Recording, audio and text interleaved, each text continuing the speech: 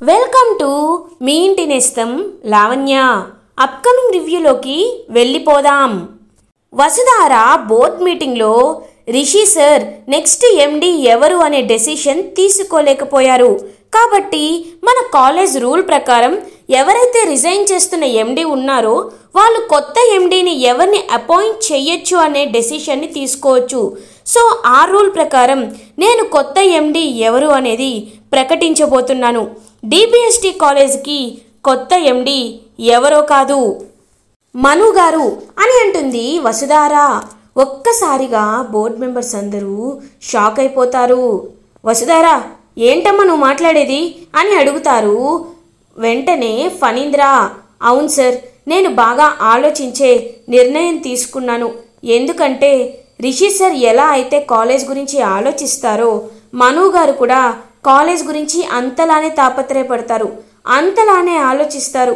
కాబట్టి మను గారు ఖచ్చితంగా డిబిఎస్టి కాలేజ్ ఎత్తుకు ఎదగడానికి, మళ్ళీ నెంబర్ 1 పొజిషన్లో ఉండడానికి, మనం కోల్పోయిన ప్రివిలేజెస్ అన్నిటినీ తీసుకురావడానికి ఉపయోగపడుతుందని నేను మనస్ఫూర్తిగా నమ్ముతున్నాను.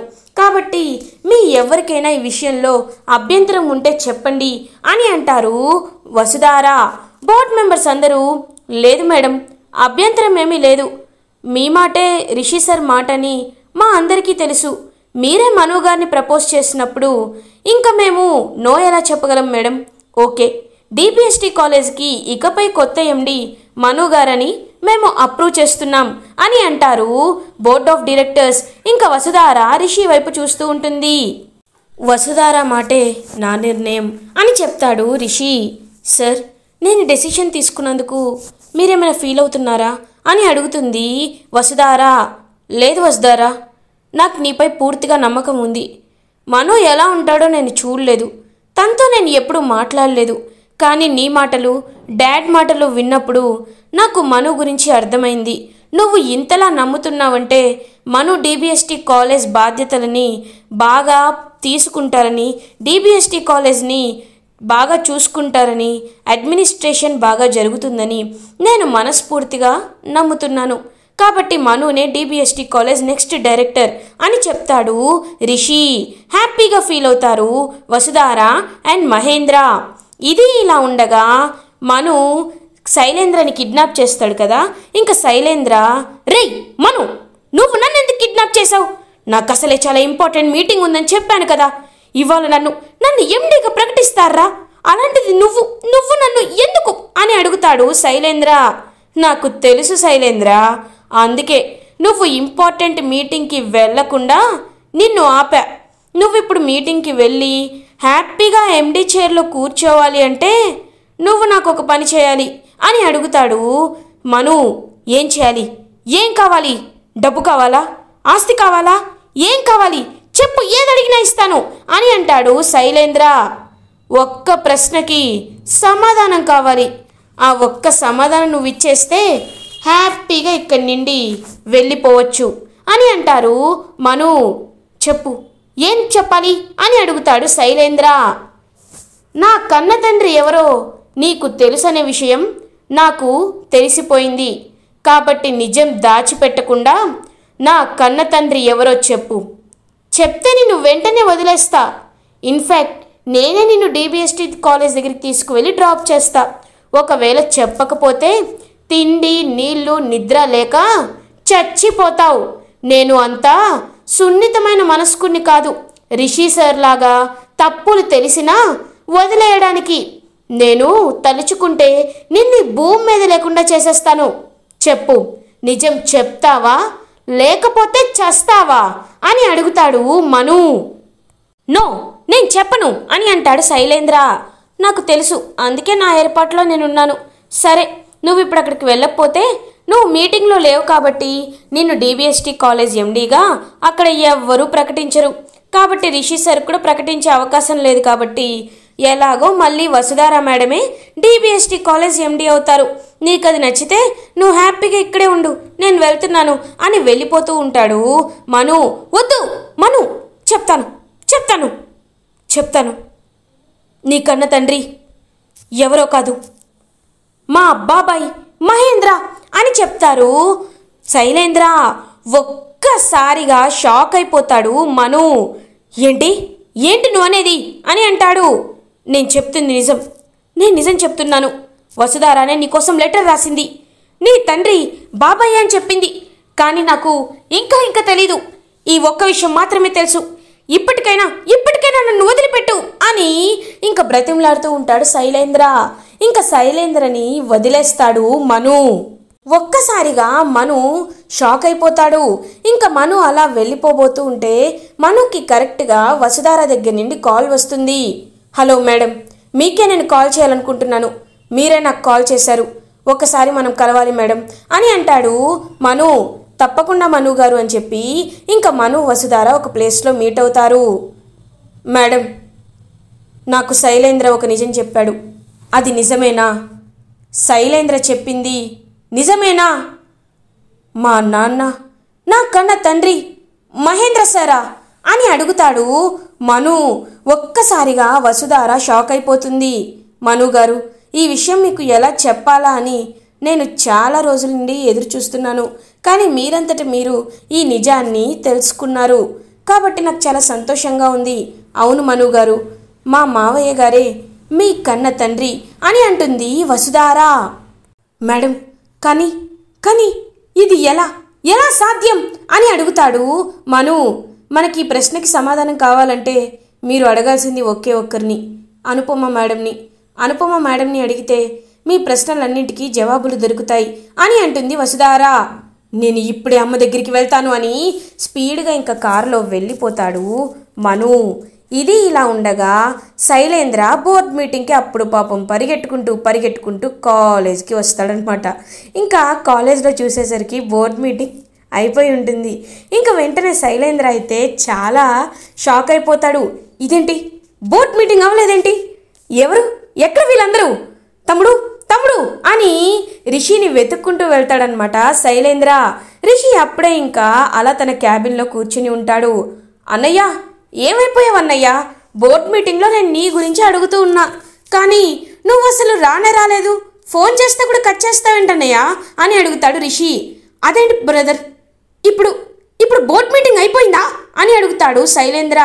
అదేంటన్నయ్య, అయిపోవడం అంటారేంటి? సూపర్గా అయిపోయింది అని అంటాడు రిషి. అంటే నన్ను డిబిఎస్టీ కాలేజ్ ఎండీగా ప్రకటించేశారా? నేను డిబిఎస్టీ కాలేజ్ ఎండీని అయిపోయినా? అమ్మయ్యా, నేను ఇక్కడ లేకపోయినా పని జరిగిపోయింది అని అంటాడు శైలేంద్ర. పాపం అన్నయ్య అలాంటిదేమీ జరగలేదు. నిన్ను డిబిఎస్టీ కాలేజ్ ఎండీగా ఎవరు నియమించలేదు అని అంటాడు రిషి. ఒక్కసారిగా షాక్ అయిపోతాడు శైలేంద్ర. అంటే నన్ను డిబిఎస్టీ కాలేజ్ ఎండీ చేయలేదా అని అడుగుతాడు శైలేంద్ర. లేదన్నయ్య, నిన్ను చేయలేదు. ఎవరో మను అంట, అతన్ని చేశారు అని చెప్తాడు రిషి. ఒక్కసారిగా శైలేంద్ర షాక్ అయిపోతాడు. ఏయ్, ఏం మాట్లాడుతున్నావు? నేను ఉన్నా లేకపోయినా నువ్వు నా పేరు కదా చెప్పాలి అని అంటాడు శైలేంద్ర. చెప్దామని అనుకున్నానన్నయ్య, కానీ వసుధార నాకు ఎక్కడ స్పేస్ ఇచ్చింది? నేను చెప్దామనే లోపు నేనే చెప్తానని చెప్పి మను పేరుని చెప్పేసింది. ఇంక తన అందరి ముందు చెప్పేసరికి నేను కూడా కాదనలేకపోయాను. ఏం చేయాలో నాకు అర్థం కాలేదన్నయ్య అని అంటాడు రిషి. ఇలా జరగకూడదు. ఆ మనుగడు ఎండి అయితే నేను కన్న కల నాశనం అయిపోతుంది. నేను ఎప్పటికీ ఎండిని అవ్వలేను. ఇప్పుడు ఏం చేయాలి అని చెప్పి ఇంకా చాలా బాధపడుతూ ఉంటాడు శైలేంద్ర. బాధపడుతూ అలా ఇంకా ఇంటికి వెళ్ళిపోతాడనమాట శైలేంద్ర. దేవయాని శైలేంద్రతో, నాన్న, నువ్వు ఎండి అయ్యావా? హ్యాపీగా ఉన్నావా? ఏం నాన్న, ఏమీ మాట్లాడవేంటి అని అంటారు. అంతా అయిపోయింది. డిబిఎస్టీ కాలేజ్ ఎండీగా ఆ మనుగాడిని వసుధార ప్రకటించిందంట. ఆ రంగగాడి ఎంత చెప్తున్నా వసుధార వినలేదంట. అందుకే నన్ను కాకుండా ఆ మనుగాడిని డిబిఎస్టీ కాలేజ్ ఎండీగా ప్రకటించారు అని ఏడుస్తూ ఉంటాడు శైలేంద్ర. నాన్న, కొన్ని వాటి మీద నువ్వు ఆశలు పెట్టుకోకపోవడమే మంచిదనిపిస్తుంది. ఇప్పుడు ఈ డిబిఎస్టీ కాలేజ్ ఎండీ పదవి పైన నువ్వు ఫారిన్ నుండి వచ్చినప్పటి నుండి ఈ పదవిపై చాలా ఆశలు పెంచుకున్నావు. కానీ దేవుడు నీకు ఏ విధంగా కూడా ఆ పదవి దక్కేలా చేయటం లేదు. నీ కోరిక నెరవేరేలా చేయటం లేదు. ఇప్పుడు ఏం చేయాలి నాన్న అని అడుగుతుంది దేవయాని. మమ్మీ, నా దగ్గర ఒకే ఒక్క ప్లాన్ ఉంది. ఎలాగో పని అయిపోయింది. ఆ రిషిగాడిలా నటిస్తున్న రంగాగాడు నా పేరు చెప్పలేదు. అలాంటప్పుడు వాడితో నాకు పనే లేదు, అవసరం లేదు. వాణ్ణి నేను చంపేస్తాను మమ్మీ. నేనే నా చేత్తో చంపేస్తాను. అప్పుడు పని అయిపోతుంది, వాడి పీడ మనకి విరగడైపోతుంది అని అంటాడు శైలేంద్ర. నాన్న, ఆవేశంలో పని చేయొద్దు. ఇప్పుడు నువ్వు ఒకవేళ వాడిని చంపాలనుకుంటే నువ్వు దొరికిపోతావు నాన్న అని అంటుంది. మమ్మీ, నేను దొరికిపోయినా పర్లేదు, ఏమైనా పర్లేదు. నాకు ఆ ఎండి పదవి రానప్పుడు, నాకు ఆ కాలేజ్ దక్కనప్పుడు ఇంకా నేను ఎక్కడుంటే ఏంటి మమ్మీ అని ఇంకా వెంటనే శైలేంద్ర అయితే చాలా అంటే చాలా కోపంగా ఉంటాడు రిషి పైన. ఇది ఇలా ఉండగా మను అనుపమ వాళ్ళ ఇంటికి బయలుదేరుతారు. అమ్మా అమ్మా, నాకు నిజం తెలిసిపోయింది. నా కన్న తండ్రి మహేంద్ర సరే కదా అని అడుగుతాడు. ఇంకా వెంటనే మను ఒక్కసారిగా షాక్ అయిపోతుంది. అనుపమ, చెప్పమ్మా, ఎలా జరిగింది? ఇది ఎలా జరిగింది అని అడుగుతాడు. చెప్తాను. ఈ ప్రశ్న కోసమే ఎప్పటి నుండో ఎదురు చూస్తున్నాను. నాకు మహేంద్ర అంటే చాలా ఇష్టం. కానీ మహేంద్ర జగతిని ప్రేమించాడు. అందుకే మహేంద్ర గుర్తుగా నేను తెచ్చుకున్నాను. జగతికి నిజం చెప్పాలంటే కవల పిల్లలు పుట్టారు. కానీ ఆ విషయం డాక్టర్తో చెప్పనివ్వకుండా నేను జాగ్రత్తగా తెంచి వాళ్ళని నీలో చూసుకున్నాను. నిన్ను అపురూపంగా పెంచుకున్నాను. అదే నేను చేసిన తప్పు. నువ్వు పెద్దయ్యాక తండ్రి ఎవరు అని అడుగుతావనే విషయాన్ని నేను పూర్తిగా మర్చిపోయాను. లేకపోతే ఈ తప్పు నేను చేసేదాన్నే కాదు. ఎప్పటికైనా మహేంద్రని చూడగానే నాకు ఈ విషయం చెప్పి నా తప్పుకి ప్రాయశ్చిత్తం చేసుకోవాలి అనిపించింది. కానీ ఎప్పుడు అలా కుదరలేదు. ఎప్పుడూ నాకు చెప్పే అవకాశమే రాలేదు. రోజుకి ఈ బాధని లోపల పెట్టుకొని నేను ఎంతలా కుమిలిపోయానో నా ఒక్కదానికి మాత్రమే తెలుసు. అవును నాన్న, రిషి, నువ్వు కవల పిల్లలు, మీ అమ్మ జగతి, మీ నాన్న మహేంద్ర, నేను నీకేమీ కాను అని ఏడుస్తూ ఉంటుంది అనుపమ. అమ్మా, అలా అనద్దమ్మా. వాళ్ళు నాకు కన్న తల్లిదండ్రులు అవ్వచ్చు, కానీ నువ్వే నా అమ్మైనా నాన్నైనా నువ్వే, నాకన్నీ నువ్వే అని మను చాలా ఎమోషనల్గా అనుపమని ఇంకా పాపం కన్సర్న్ చేస్తూ ఎమోషనల్గా ఫీల్ అవుతాడు. ఇది ఇలా ఉండగా రిషి, వసుధార కాలేజ్కి బయలుదేరడానికి ఇంకా మార్నింగ్ రెడీ అవుతూ ఉంటారు. శైలేంద్ర ఈసారి ఎవరిని కాదు నేనే డైరెక్ట్గా అటాక్ చేయాలి అని చెప్పి ఇంకా రిషికి కాల్ చేస్తాడు. హలో అన్నయ్య, చెప్పు అని అంటారు. ఏం లేదు తమ్ముడు, నీతో కొంచెం పర్సనల్గా మాట్లాడాలి. కాస్త నేను చెప్పిన ప్లేస్కి వస్తావా అని అడుగుతాడు రిషిని. శైలేంద్ర, ఎందుకన్నయ్యా, ఎక్కడికి అని అడుగుతారు. నేను వచ్చాక చెప్తాను కదా బ్రదర్, రా అని అంటాడు శైలేంద్ర. వసుధార, అన్నయ్య నన్ను ఎక్కడికో రమ్మని పిలుస్తున్నాడు. నాకు జరగబోయేదేంటో అర్థమవుతుంది.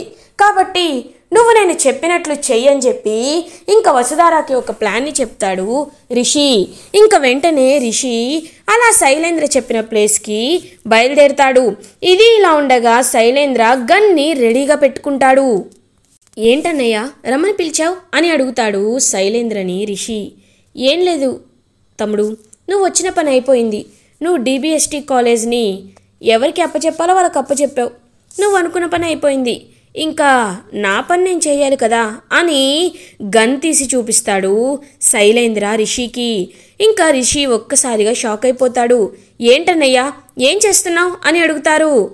చెప్తాను తమ్ముడు, చూడు, ఎలాగో నువ్వు పోతున్నావు కాబట్టి నీకు అన్ని నిజాలు తెలుసుకొని పోవడమే మంచిది. చూడు తమ్ముడు, నేను ఇక్కడికి పిలిపించింది ఎందుకు? నువ్వు నాకు DBST కాలేజ్ MD సీటుని అప్పచెప్తావని. రిషి ముసుగులో ఉన్న నీకు అంత డబ్బిచ్చి తీసుకొచ్చింది కేవలం ఆ కారణం చేత మాత్రమే.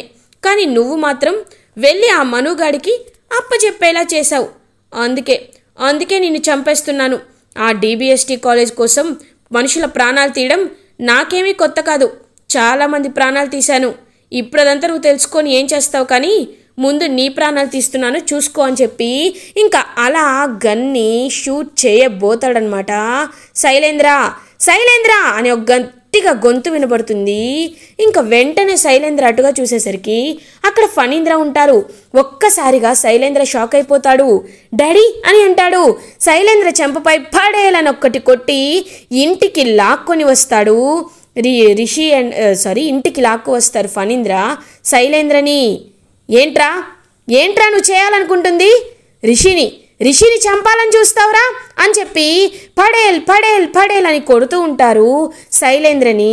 ఫణీంద్ర, డాడ్ ఇంతదాకా వచ్చాక నేను నిజాన్ని దాచిపెట్టాలనుకోవటం లేదు. అందరికి వినండి, ముఖ్యంగా వసుధారా నువ్వు నువ్వు రిషి అనుకుంటున్నావు కదా, కానీ కాదు, వీడు రంగా, వీడు రిషి కాదు. నిన్ను కావాలనే మోసం చేయడానికి, ఎండి పదవి నాకు దక్కడానికే నేను వీడిని రిషిగా మార్చి తీసుకువచ్చాను అని అంటాడు శైలేంద్ర, నువ్వు ఈ విషయంలో ఎంత పెద్ద తప్పు చేశావో నీకు తెలీదు. నిజం చెప్పాలంటే మోసపోయింది మేము కాదు, నువ్వు. ఆయన ఎవరో కాదు, రిషి సరే, Rishindra Bhushan, son of Mahendra Bhushan, DBST college MD. మా రిషి సార్ గురించే నువ్వు మాకు చెప్తున్నావా? రిషి సరే నీ నుంచి నిజం బయటికి రప్పించడానికి రంగాగా నీతో నటించి మళ్ళీ తన ఇంటికి, తన సామ్రాజ్యానికి తను వచ్చారు. అబద్ధం చెప్పింది మాకు కాదు, నీకు అని అంటారు వసుధార మాటలు విని ఒక్కసారిగా స్టన్ అయిపోతాడనమాట శైలేంద్ర. దేవయాని మాత్రం శైలేంద్రతో, రేయ్ నేను అప్పటికి చెప్తూనే ఉన్నాను, నువ్వే పట్టించుకోలేదు, ఇప్పుడు మనం అనుకున్నదే నిజమైంది అని చెప్పి చాలా టెన్షన్ పడుతూ ఉంటుంది దేవయాని. అంటే వీడు ఎండి పదవి కోసం ఎన్నో ప్రాణాలు తీశాడు, ఎంతమందినో చంపేశాడంటున్నాడు. ఎవరిని చంపావురా అంటే, ఆ రోజు జగతి విషయంలో ఆ వాయిస్ రికార్డ్ ఫోన్ నీదేనా అంటే, జగతి చనిపోవడానికి కారణం నువ్వేనా అని కాలర్ పట్టుకొని అడుగుతారు ఫణీంద్ర. అవును డాడీ, నేనే పిన్నిని చంపేశాను, రిషిపై అటాక్స్ చేశాను, అన్ని వెధవ పనులు, అన్ని నేరాలు, అన్ని ఘోరాలు నేనే చేశాను. కానీ ఎందుకో తెలుసా, నాకు ఆ డిబిఎస్టి ఎండి పదవి కావాలి, నన్ను అందరూ ఎండిగా గుర్తించాలి. దానికోసం నేను ఎంతో చేశాను డాడీ, కానీ నాకు ఎప్పటికీ ఆ పదవి దక్కటం లేదు అని ఇంకా గట్టిగా అరుస్తూ ఉంటాడు శైలేంద్ర. చూడు, ఎండి పదవి కావాలంటే మనస్ఫూర్తిగా కష్టపడి అర్హత సాధించుకోవాలి, అంతేకాని వారసత్వంతో అర్హతలు రావు, ఇది రాజ్యాలు కావు అని అంటుంది వసుధార నువ్వు ఆగు. ఏంటన్నయ్యా, మనుషుల ప్రాణాల కంటే నీకు ఆ ఎండి పదవి ఎక్కువ? మనుషుల ప్రాణాలు తీయటంలో కూడా నువ్వు అంత సంతోషాన్ని ఎంజాయ్ చేసావా? సరే అన్నయ్యా, నీకోసం నేను ఆ ఎండి పదవిని నీకు త్యాగం చేస్తాను. నువ్వు మా అమ్మని తిరిగి తీసుకురాగలవా? ఈ నిమిషమే నేను నీకు డిబిఎస్టి కాలేజ్ ఎండీని చేస్తాను.